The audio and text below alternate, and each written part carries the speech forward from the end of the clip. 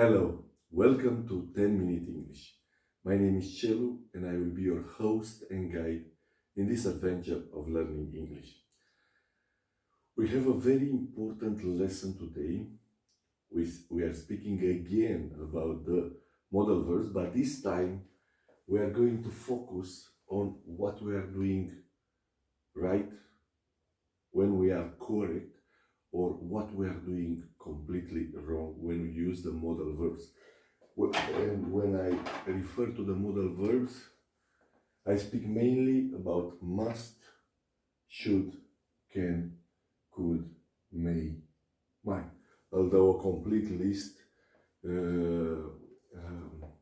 is not really necessary here in this lesson, because all of them function, work the same way. So on this lesson, if we are careful about the mistake, we are careful looking after the mistakes that we are making when we learn English, we can apply to all of them the same type of mistake pattern that we have when we speak English. Okay, so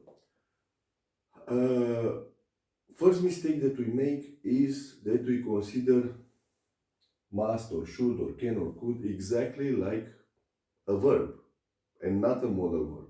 So we consider it like want, for example, and we say, I want to speak English. Okay, this is a good sentence. But want is not a modal verb. But if I say I must to speak English, this is completely wrong. So the first rule, in affirmative, okay, you will have I must be at the office. You should study more. Okay? These are correct. Yeah? I must be at the office, it's an obligation. You should study more. I give you some advice to study more. Okay. He can learn Chinese. Okay. He has the ability, the capacity. Okay, we spoke about the meaning of each. So my recommendation for you is to check the lessons, the video lessons with the modal verbs in the section of grammar, and then you take this lesson as a review. Because here we are not speaking about the meaning, but mainly about the mistakes that we make. Okay, so we have these examples, okay, all of them correct. What do we notice? It's very visible, no? After each modal verb, I could place may, might, the same. I have the verb in the short infinitive form. What does it mean? The verb in the infinitive without the particle to. I must be, you should study, he can learn, you may come, they might visit us. You see all of them? The same pattern of functioning. No? So we can assume that it would be totally wrong. Let's put it here. No? Incorrect. To say something like, I must to be, okay, or you should to study, or he can to learn. I'm not continuing the sentence because it's the same. So here I will cut these two. This is the most common mistake when we use these modal verbs in the affirmative sentences, is that we tend to place these two. why? Why is it happening? You say, why? It's because you take a pattern from other verbs like want. I told you. Need.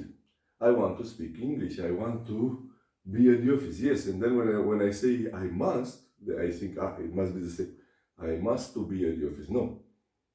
I must be at the office.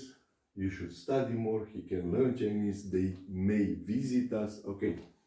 So, I must to be wrong. You should to study. Totally wrong. He can to learn. Very, very incorrect. Yeah? Okay. So here in this section, we will place the correct ones. Okay, let's write here, correct. All these 3 examples, 1, 2, 3 are correct. Okay, what is the negative of each of the modal verbs? It's easy. You place not after each modal verb, after each auxiliary. Yeah? Okay, so I must not, or the short form, I mustn't.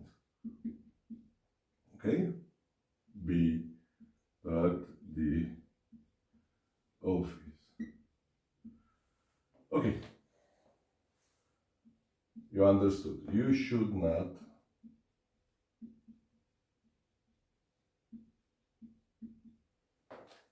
study more. Okay. Or the short form shouldn't. Okay. Do you see the pattern? Okay. Third example. He cannot learn Chinese. So he cannot learn Chinese. He doesn't have this capacity to learn Chinese, or he can't learn Chinese. Okay. Here, it's very unlikely to make mistakes if you don't place again the 2 there, no? But there are people, there are students, and the most logical students forget that we are speaking about a foreign language. And in this case, what they are doing with the negative form, if they learn very well, I don't want, for example, or I don't need, or I don't speak, they say, okay, I will say in the negative form, I don't must. Okay? So, let's say the first mistake, common mistake, is to treat the modal verb like a verb. So in this case, they say, I don't must. No, dear students, I must not. And then you continue with the verb. Okay, good. Another, the second example, you don't should. Okay. It sounds terrible, I know. But there are mistakes that appear. Yeah? I don't want, I don't must. Okay, it's not the same. Okay? Good. He cannot learn Chinese, and they say he don't can. So basically,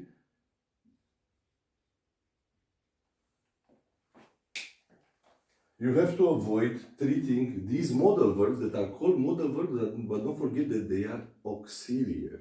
Yeah, they help you build a verbal construction. Yeah. So the negation not must come here. Here. This is the place where you place the not, the negative particle. Okay. You see? And not here. Okay? Good. In the case of a question with a modal verb, it's happening more or less the same type of mistakes. Don't forget that in order to ask correctly a question with a modal verb, we must inverse the order. So in this case, I must be at the office, that is an affirmative sentence, is going to be, must I be at the office? You should study more. Should you study more? He can learn Chinese. Can he learn Chinese?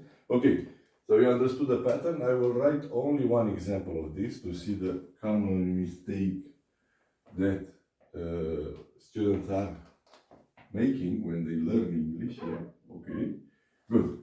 So, with the question, let's say what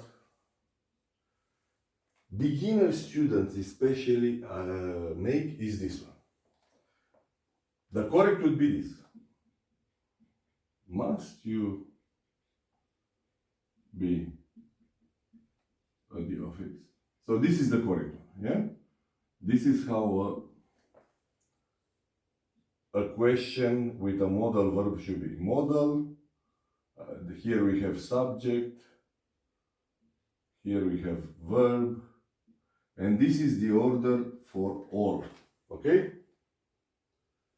Should you study more? Can he learn Chinese? Okay, and what people do is that they say, do you must? Do you must? Do you should? Do you can? Okay? No way. So we cross it off. It's not a question that you make in present tense to a regular verb like want. Do you want? And then you say, do you must? Do you should? No way. So this go. Must you? Should you? Okay. In conclusion, when we use the modal verbs, all of them function and work the same in English. You must know very well how to form an affirmative, negative, and interrogative sentence. So, I must be at the office. Correct. You should study more. He can learn Chinese. Okay? What do you notice? The verb is without the particle to before. Okay? So when we use a modal verb like these ones here, can, could, may, might, must, should, would, will, you have a short infinitive. This means the verb. Okay? This form of the verb. Okay, then the mistake that you may make, or you might make, is this one. I must to be. No. Even if you say I want to be, I need to be, you don't say I must to be, because you know the rule. I must be. Yeah? You should to study. Wrong. You should study. He can to learn. Wrong. He can learn. Okay, in the negative side, okay, the negation, the negative form of a modal verb is by placing this not. You see? This not after the modal verb. Okay. I must not be at the office. You should not study more. He cannot learn Chinese. I mustn't. You shouldn't. He can't. Okay, and then the verb. He can speak. You shouldn't study. Okay. The mistake here is to treat the modal verb again like a regular verb. So you say, I don't must. You don't should. He don't or he doesn't. Or even worse, yeah, he